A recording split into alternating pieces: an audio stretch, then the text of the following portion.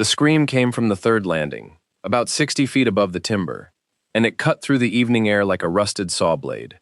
I was standing at the base of my fire lookout tower, coffee mug still warm in my hand, watching a woman in yoga pants clutch the railing with both hands, while her phone tumbled end over end into the manzanita below. The railing she was gripping had been solid for 42 years, but it wasn't designed for 40 people to lean against it at the same time.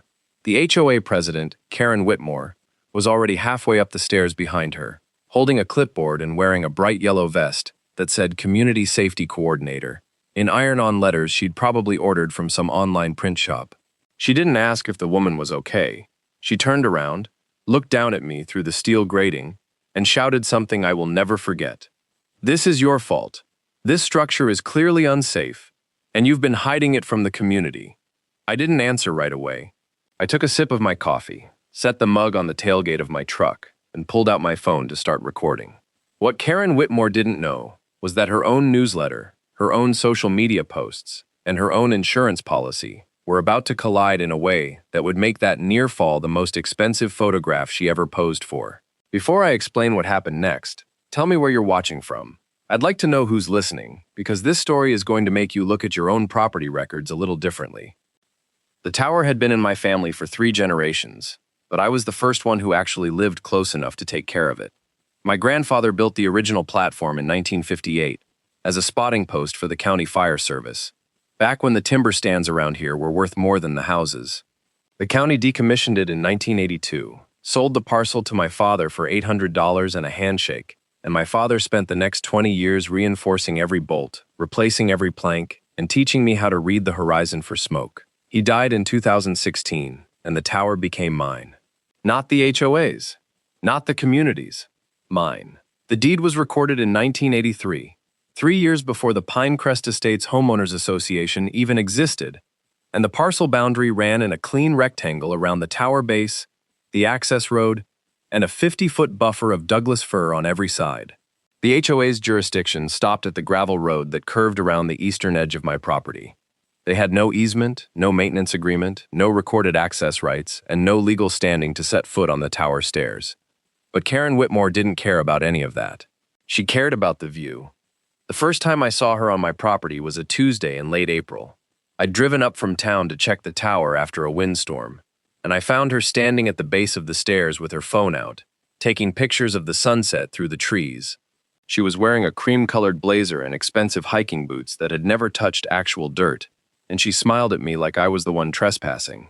"You must be the owner," she said. "I'm Karen Whitmore, Pinecrest Estates HOA president. I've been meaning to reach out to you about this lovely structure. The board has been discussing ways to incorporate it into our community amenities package." I remember the exact phrasing because I wrote it down later. Community amenities package. Like my grandfather's fire tower was a swimming pool or a tennis court. I told her the tower was private property, not open to the public, and that she needed to leave. She laughed. Not a nervous laugh. A polished, dismissive laugh that said she'd dealt with difficult men like me before, and always got in her way. Of course, she said, waving her hand. "We'll talk more at the next meeting. I think you'll find the community is very excited about this." She walked back toward the road, and I watched her climb into a white Mercedes SUV with a Pinecrest Estates magnet on the door. That was the first mistake she made. She assumed my silence was surrender. 3 weeks later, the Pinecrest Estates community newsletter arrived in my mailbox. I didn't subscribe to it. I wasn't a member of the HOA. But Karen had added my address to the distribution list, and the front page featured a full-color photograph of my fire tower at sunset, with a headline that made my coffee taste like acid. "New Community Sunset Viewing Deck. Weekend photo nights begin May 15th. The article below described the tower as a historic fire lookout recently opened for resident enjoyment, and included a schedule of guided sunset tours led by Karen herself. It mentioned that residents should bring cameras, wear comfortable shoes, and respect the structure's rustic character. It did not mention that the structure was privately owned. It did not mention that no one had asked my permission. It did not mention that the stairs had a maximum capacity of 6 people according to the original engineering specs. And it definitely did not mention that the HOA's insurance policy had a specific exclusion for unauthorized recreational access to non-community property. I read the newsletter 3 times, then I folded it carefully, placed it in a manila folder, and wrote the date on the tab. That folder would eventually contain 47 pages of evidence, but at the time, it only had one. I didn't call Karen. I didn't send an angry email. I drove to the county recorder's office and pulled a certified copy of my deed, the original 1983 parcel map, and every recorded document related to Pinecrest Estates HOA since its formation. The clerk, a woman named Margaret who'd known my father, looked at the newsletter copy I showed her and shook her head slowly. "She can't do that," Margaret said. "That tower's not in the HOA. Never has been." I told her I knew that. I also told her I was going to let Karen keep talking. The first weekend photo night happened on May 15th, exactly as advertised. I drove up to the property at 6:30 p.m. and found 17 cars parked along the gravel road, residents milling around with tripods and wine glasses, and Karen Whitmore standing on the second landing of my tower with a megaphone. A megaphone! She was describing the history of the structure, and every word she said was wrong. She called it a 1930s ranger station, even though the plaque at the base clearly said 1958. She said it had been donated to the community by a generous former owner, even though my father had never spoken to anyone at Pinecrest Estates in his life. She said the stairs had been recently inspected and approved for group access, which was a complete fabrication. I stood at the edge of the tree line and recorded everything on my phone. The video shows her gesturing grandly at the horizon, the residents clapping, and a young couple setting up a tripod on the third landing, where the railing was never designed for lateral pressure. I could have walked up and shut the whole thing down right then, but I needed more. I needed her to commit fully, publicly and in writing. So I went home, added the video to my folder, and waited.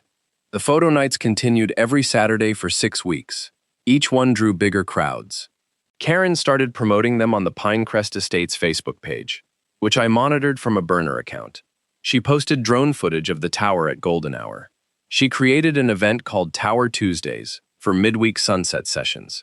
She even sold Pinecrest Estates branded water bottles with a silhouette of my tower on the side. I bought one. It became Exhibit 14 in my folder. The residents loved it. They posted glowing reviews, tagged the HOA, thanked Karen for her vision and dedication to community enrichment. Not one of them asked who actually owned the tower. Not one of them wondered why they'd never been allowed up there before. Karen had told them it was a newly discovered gem, a hidden asset the board had worked hard to make accessible.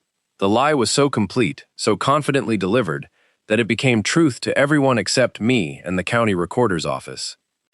My daughter Elena was the one who finally pushed me to act. She was 24, living in Portland, and she'd grown up climbing that tower with me every summer. She knew every bolt, every creaky step, every spot where the morning light hit the trees just right. When I told her what was happening, she drove down the next weekend and stood at the base of the tower with me while another crowd of residents filed up the stairs. She watched Karen hand out laminated tower safety guidelines that she'd printed herself, and she saw the way the railing flexed when too many people leaned on it.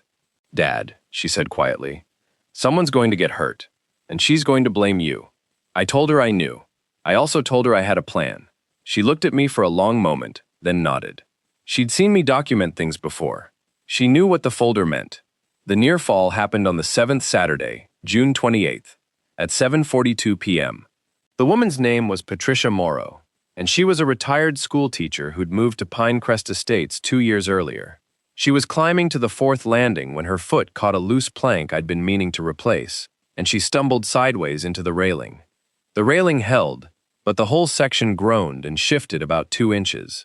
Patricia screamed, dropped her phone, and grabbed the top rail with both hands. The people behind her froze. Someone yelled for Karen. And Karen, instead of checking on Patricia, instead of clearing the tower, instead of doing anything a responsible person would do, turned around and blamed me. "This is your fault. This structure is clearly unsafe, and you've been hiding it from the community." Those exact words, recorded on my phone, time-stamped and backed up to the cloud before the sun finished setting. I walked to the base of the stairs and called up to her. My voice was calm. I'd been waiting for this moment for 6 weeks. "Karen, you need to clear the tower now. Everyone needs to come down slowly and carefully."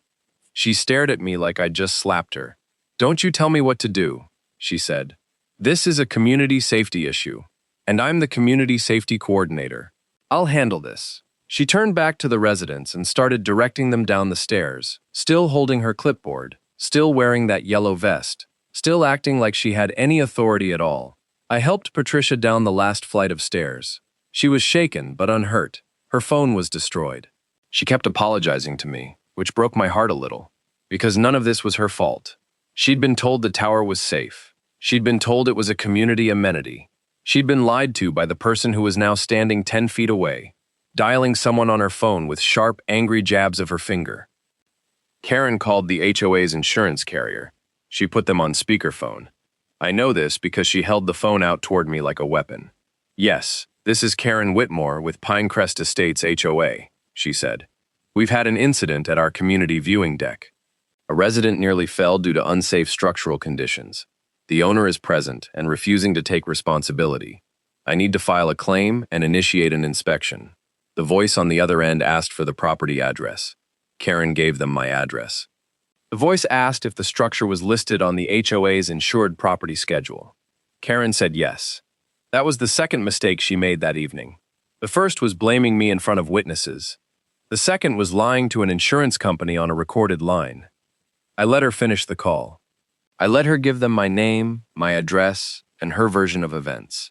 Then I walked back to my truck, pulled out my folder, and called my own insurance agent, a woman named Diane Cross, who'd been handling my family's policies for 20 years. I explained the situation in detail.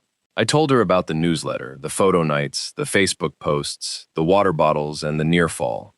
I told her Karen had just filed a claim against my property through the HOA's insurance. Diane was quiet for about 10 seconds. Then she said, "Send me everything. I'll pull their policy. If she's been advertising access to a private structure, their recreational use exclusion is going to light her on fire."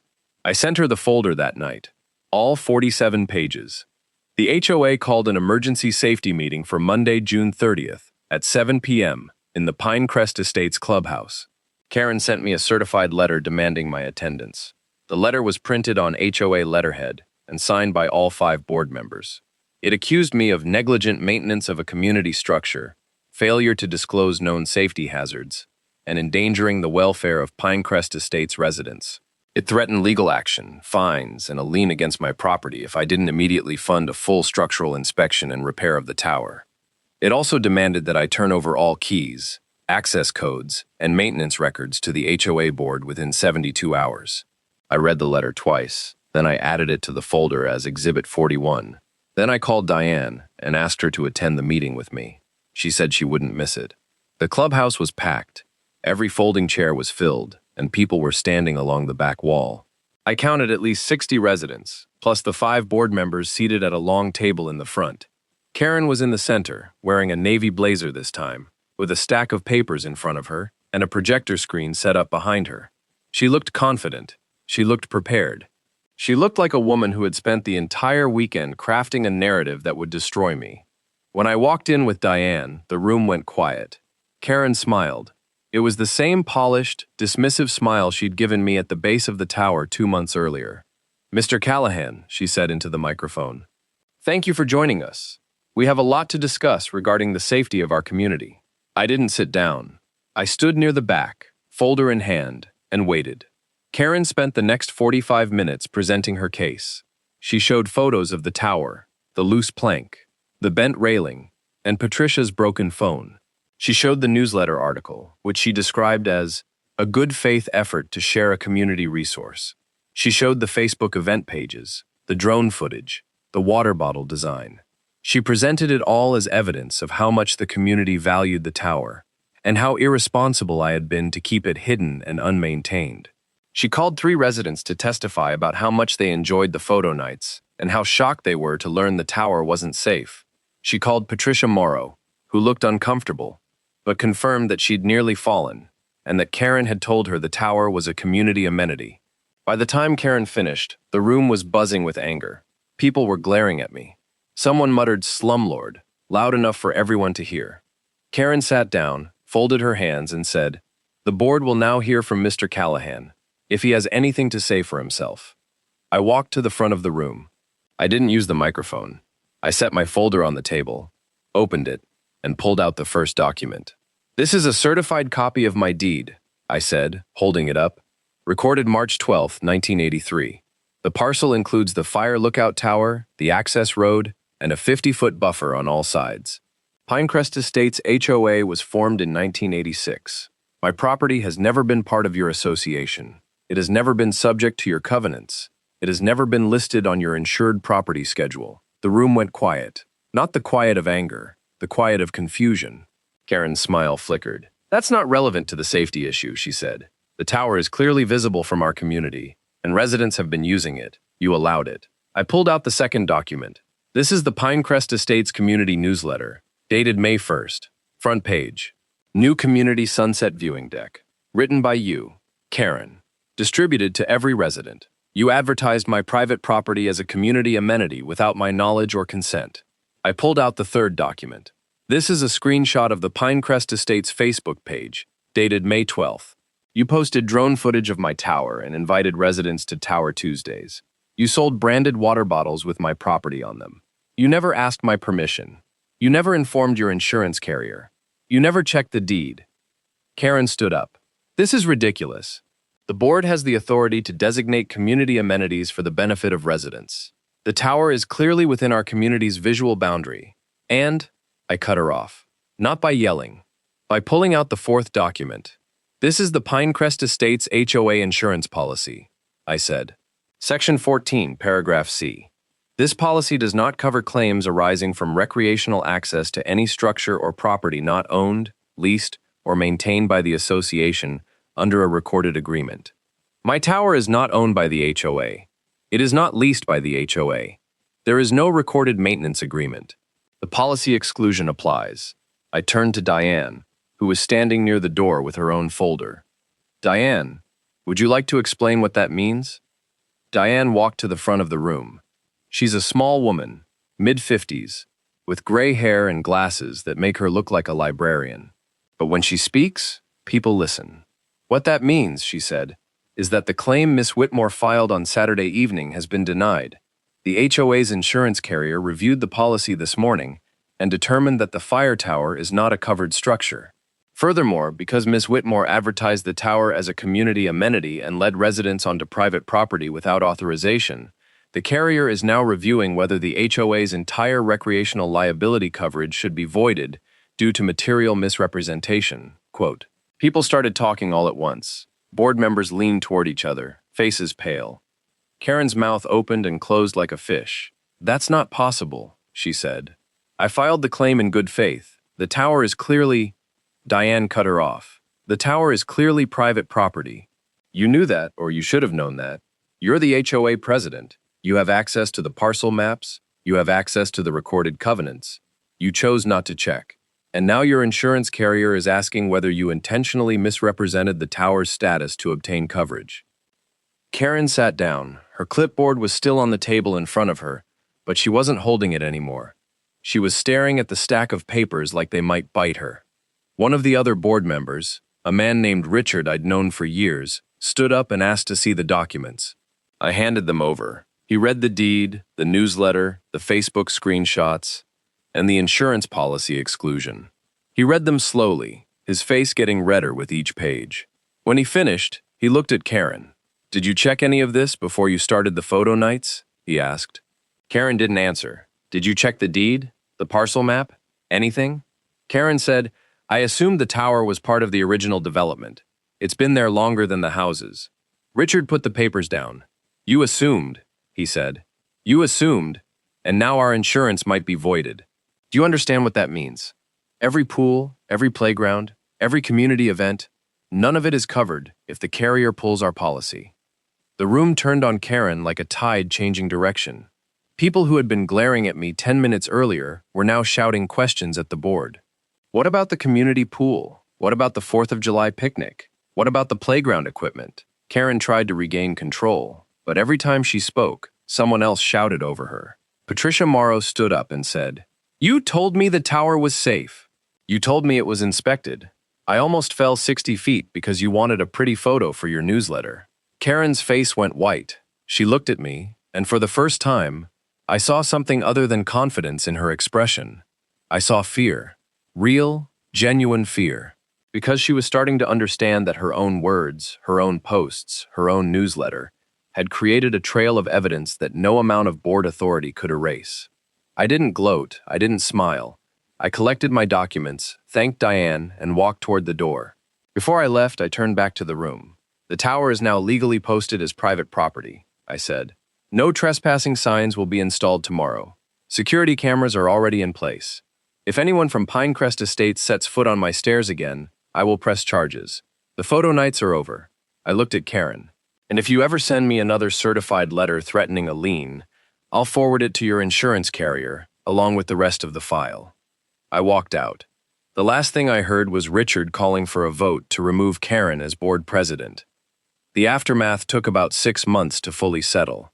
Karen resigned from the board 3 days after the meeting, citing personal reasons in a brief email to residents. The HOA's insurance carrier conducted a full audit of the association's recreational liability coverage and ultimately decided not to void the entire policy. But they did issue a formal warning and increase the premiums by 40%. The board sent a letter to every resident explaining that the fire tower was private property and that any future trespassing would be reported to the sheriff. The Pinecrest Estates Facebook page deleted all the tower-related posts, but I already had screenshots.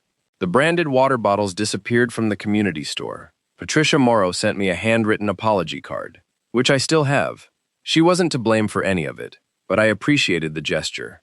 I spent the rest of the summer repairing the tower. I replaced the loose plank, reinforced the railing, and installed a locked gate at the base of the stairs with a sign that reads "Private Property. No trespassing. Violators will be prosecuted." The sign is visible from the gravel road, and I've seen residents slow down to look at it as they drive past. Some of them wave, some of them don't. I don't care either way. The tower is quiet again. The sunsets are still beautiful, but now I'm the only one watching them from the top landing, coffee in hand, listening to the wind move through the Douglas firs. Elena came up last weekend, and we climbed the stairs together like we used to when she was little.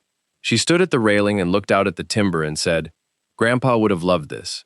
I told her he would have loved the folder even more. Some people think authority comes from being loud. Real ownership is quieter than that. A clipboard is not a deed. A newsletter is not a survey. And a threat is not a title. The record was there the whole time. Karen just never bothered to read it.